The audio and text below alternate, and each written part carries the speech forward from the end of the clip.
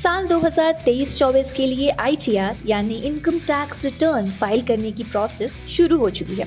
ITR file करने की आखिरी डेट 31 जुलाई 2024 है। नौकरी करने वालों में भी दो तरह के लोग होते हैं, एक टैक्सेबल इनकम वाले और दूसरे नॉन टैक्सेबल इनकम वाले।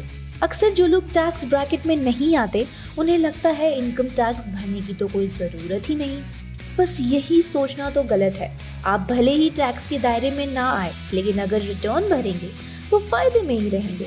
यहाँ हम आपको ITR फाइल करने की कुछ फायदों के बारे में बताने जा रहे हैं।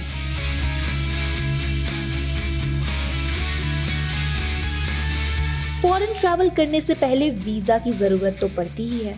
वीजा अप्लाई करते वक्त आपका ITR मांगा जाता है। वीजा अथॉरिटीज आमतौर पर 3 से 5 साल का ITR मांगती है।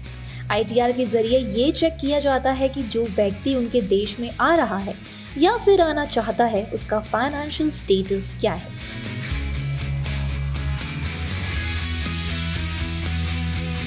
ITR आपकी इनकम का प्रूफ होता है। इसे सभी बैंक और NBFC इनकम प्रूफ के तौर पर एक्सेप्ट करते हैं। बैंक लोन के लिए अप्लाई करते वक्त बैंक कई बार आपसे आपका ITR मांगते हैं। रेगुलर बेसिस पर ITR फाइल करने पर बैंक से आसानी से लोन मिल जाता है। इसके अलावा आप किसी भी फाइनेंशियल इंस्टीट्यूशन से लोन के अलावा दूसरी सेवाएं भी आसानी से हासिल कर सकते हैं।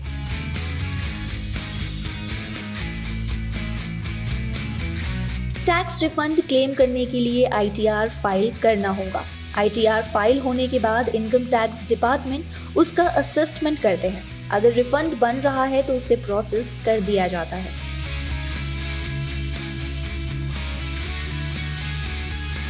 आजकल ITR ऑनलाइन भरने का जमाना है, लेकिन मैनुअली भरने पर ITR की रिसिप्ट रजिस्टर्ड एड्रेस पर भेजी जाती है। इससे ये एड्रेस के तौर पर भी एक्सेप्ट की जाती है। ITR इनकम के साथ ही आपका एड्रेस प्रूफ भी बन जाता है।